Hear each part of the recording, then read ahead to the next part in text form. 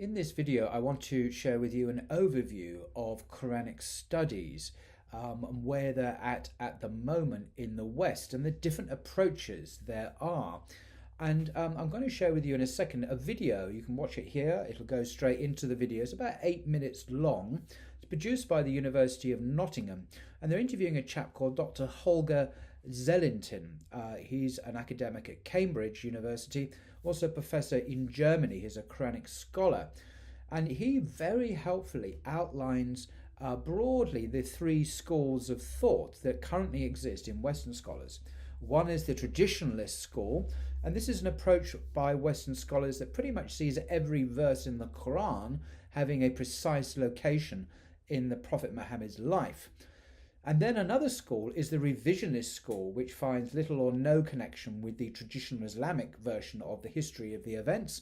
And this school famously associated with people like John Wansborough, the British scholar in the 1970s, who said basically the Quran, nothing to do with Muhammad. It was written much, much later, centuries later, connected with Mesopotamia and so on. These are people who severely challenge and reject the Muslim sources about the Quran and the life of the Prophet. And then the third school is the neo-traditionalist approach. And they see a lot of value in the traditional Islamic narrative, but they might question one or two aspects of it. And this video, as I say, will helpfully give an overview of where Quranic studies are at the moment. And this would be of interest to you if you watch what Western scholars are up to in this regard. Now, a friend of mine, Usman Sheikh, is coming on Blogging Theology, I'm pleased to say, on the 8th of September. He's just completed postgraduate research at the University of Oxford. And his supervisor is the author of this book. Nicholas Sinai is professor at the University of Oxford and a fellow of Pembridge College. And he's written the book, The Qur'an, A Historical Critical Introduction. And I'll link to it in the description below. I'm about a quarter of the way through it, and he, I understand, falls in the neo-traditionalist camp, that school of thought, and he was Usman Sheikh's supervisor at Oxford, and he's a young German scholar. None of these people, by the way, apart from Usman Sheikh, are Muslims. They are Western scholars who accept the historical critical method, HCM, as I like to call it. And this HCM, the historical critical method, has some built-in assumptions which I think are problematic, highly problematic for Muslims and for others, Jews and Christians too, actually. For example, without going into too much detail here, but one of the principles of this methodology is the denial of the supernatural, denial that God inspires people, inspires revelation or sends prophets. And so the way they look at the Quran is entirely in a secular way, looking at purely history understood without any divine eruption into the world. So the Prophet Muhammad is not a prophet in this understanding. He is just a man, and the Quran is treated like any other book in history, the Bible or any other ancient text.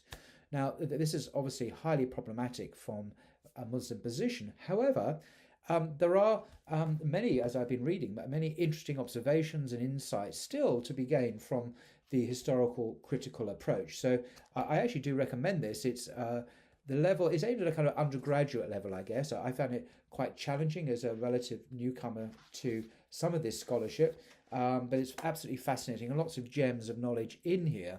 And he's lots of powerful rebuttals of the revisionist approach. So he asserts that based on the best evidence, Muhammad did indeed exist. He says also that the surahs that we have in the Quran, 114 surahs, on page 48, for example, after a long discussion, which I won't go into, the simplest explanation for this would appear to be the assumption that the surahs took shape during the life of Muhammad. So he's saying basically that the surahs we have in the Quran, the 114 chapters, are the chapters that Muhammad himself had during his own lifetime. And he adduces good historical reasons why we should believe that. And that, of course, is in contrast to the revisionists who would reject that.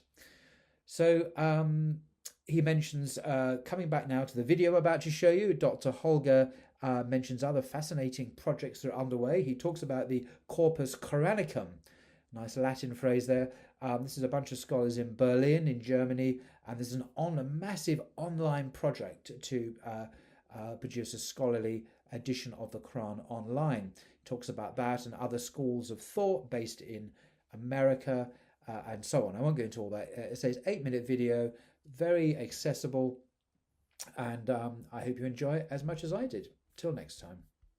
The field of Quranic studies is a very wide one in Western society today, and to introduce the breadth that is involved in Quranic studies, I have Dr. Holger Zellentin. Holger, the Quran, a single book, the study of the Quran takes many forms. Can you try and take us through the breadth of Quranic studies? I will do my best, and I think the best way to give a very brief lay of the land is by using the 3 categories that a colleague of mine in Stanford, Behnam Siddiqui, has put forward.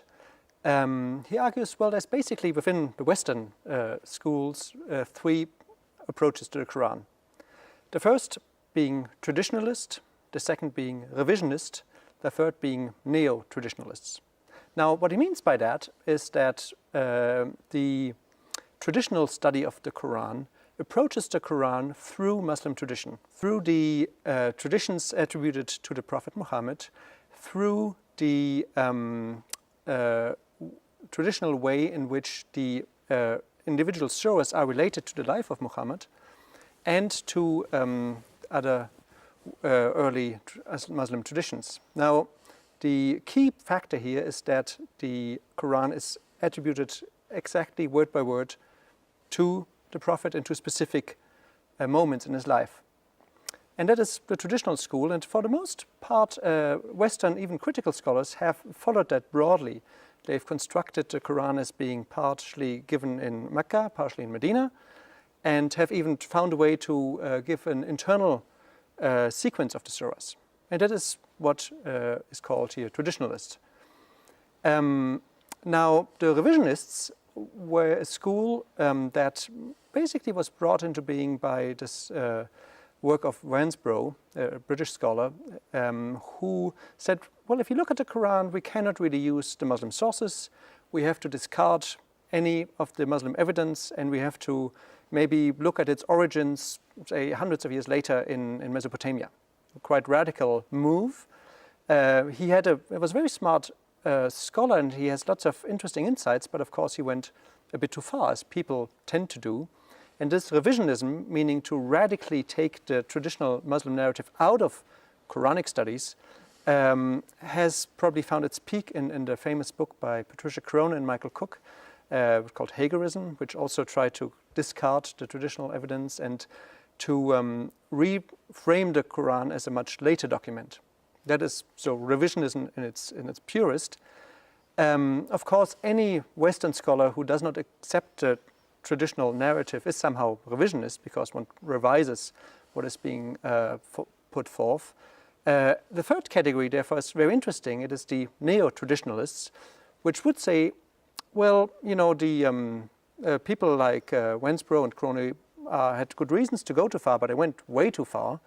And critical historical study nowadays would actually move quite a bit along the lines of the traditional Muslim narrative, not to say that it's true word by word, but to say, well, that the broad concepts of a sequence of revelation, of a sequence of also iteration and redaction, then would be historically verifiable, which makes them neo-traditionalists. They go back, not all the way, but part way to the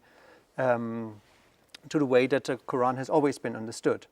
So those are the 3 broad schools, traditionalists, revisionists, and neo-traditionalists, according to this 3-partite structure. I think it's even a bit more complex, because there would be people somewhere in between, say neo-traditionalism and revisionism. But there is actually, I think, a very rich discussion now going on in Quranic studies that can be mapped quite nicely onto this paradigm.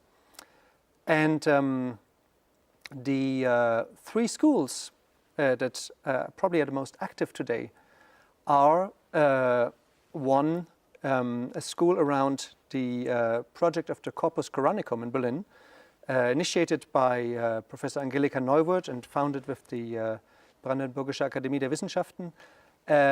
This is a massive online project that collects many of the Quranic manuscripts we have. It collects sources that are pertinent to specific surahs. It gives you a transcription, a translation. It is a multi-year undertaking that does two things. One, it shows the Quran as in all its complexity, but it also comes from an approach that sees the Quran as given in sequences, as being brought forth as along the traditional lines of first a Meccan and then a Medinan phase, and which it sees very critically, but still as basically accurate. That's the people in Berlin. Of course, many more are part of that, but it's based in Berlin. Now, a second group of scholars that I am personally affiliated with is located around the work of Gabriel Said Reynolds at the University of Notre Dame, who has current support from the Mellon Foundation and runs a Quran seminar. And here we also come together and discuss individual surahs, but more with an emphasis on the Quran as a text as a whole, the way we have it. Many people, not all, by no means all, but many people affiliated with this project are a bit more reluctant to say we can see those layers of the Quran, we can see the sequence. Probably most of us would say, well, obviously it is a text, it has many stages to it, but we're not yet sure enough how to lay them out. And me personally, coming from the background of Jewish studies, I'm a bit wary about, any precise attribution of a sequence. I'm saying, okay, no, this all makes sense, but maybe we're holding the telescope the wrong way around. So this school sees the Quran as a whole and sees sequence, but is a bit uncertain about it. And so I would say, whereas you could basically put the Corpus Coranicum in Berlin within the neo-traditionalists. The project of Reynolds, I think you can place somewhere in between neo-traditional and revisionist. There's a third school that has received lots of attention, also located in Germany, the University of Saarbrücken. It's called the Inara group, the Enlightenment group. Somebody needs to be enlightened in their view, and don't want to be too critical about them. There's wonderful scholars affiliated also with that group, but they are most extreme in their revisionist approach, and they try to take the Quran really out of its context. They even try to take Muhammad out of the Quran, and they probably are most clearly represented by the work of Christoph Luxemburg, a scholar who wants to radically rephrase the Quran and to make it a document that is entirely dependent on previous sources. So this is probably the most extreme of the revisionist school. Thank you, Holger, for giving us that wonderful panorama of where Quranic studies is at in the West today and the different approaches. For myself, as someone who's not a Quranic scholar, what I am most fascinated to learn from you is that all of these investigations are not being carried out by lone individuals, but they're being carried out by teams of scholars working in great collaborative projects.